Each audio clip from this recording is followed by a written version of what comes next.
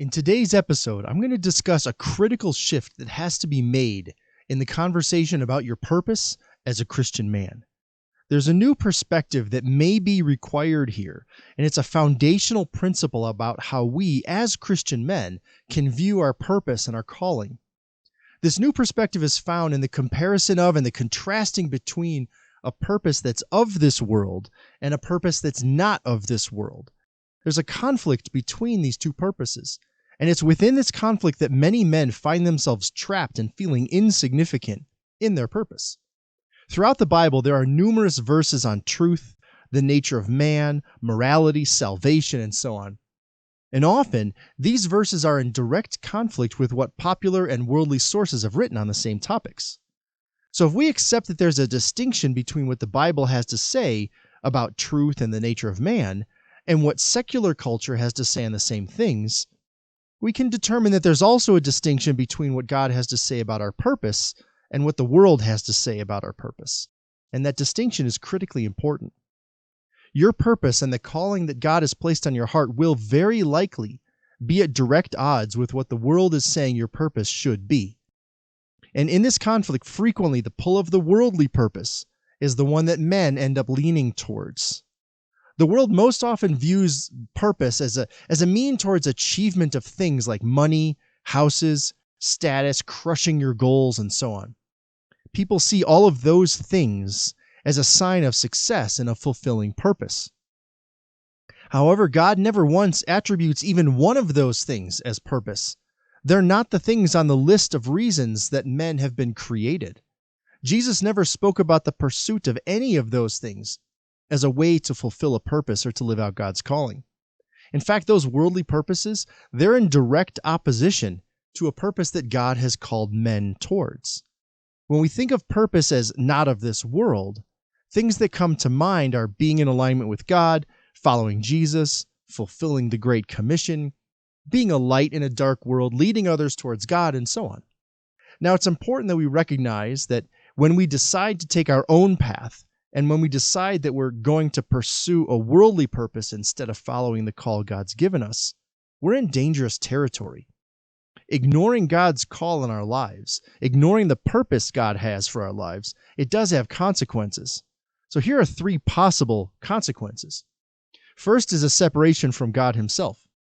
Realize that when God places a calling on your heart, he's not just given you a to-do list, he's given you a divinely assigned purpose.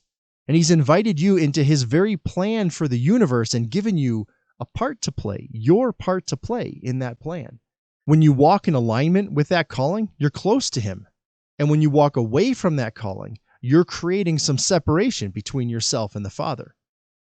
Second is anger, depression, bitterness, and disappointment.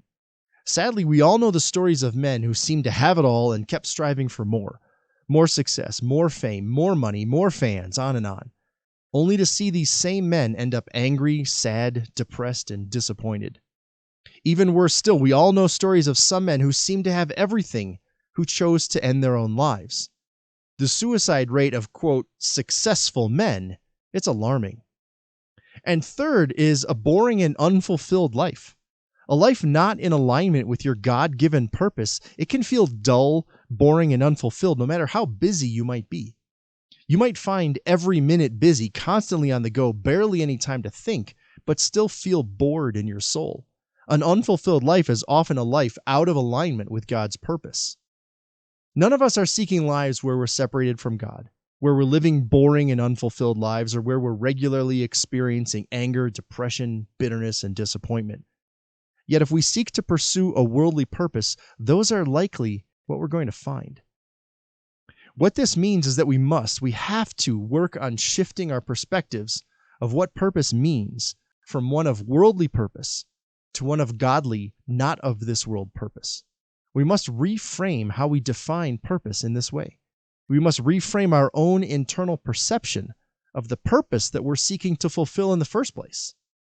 This isn't an easy shift, not at all. It requires serious thought, serious prayer, and serious dedication to make this change. However, on the other side of this change is a level of contentment that the world can't offer, but which God readily does. When your purpose is reframed in full alignment with God's calling on your life, you can enjoy peace offered by Jesus, which the world can't offer. Because as Jesus said, I am leaving you with a gift, a peace of mind and heart, and the peace I give is a gift the world cannot give. So don't be troubled or afraid. Hey, please be sure to subscribe, rate, and review this show wherever you listen to your podcasts. Your ratings and your reviews, they help other people find the show, so thank you for that. And head over to significantman.com and sign up for the free Intel email series. Every week I write a short article, something of a devotion or inspiration, something just help you walk the walk as a Christian in this world. So head over to significantman.com and sign up for Intel today. All right, enjoy the next show.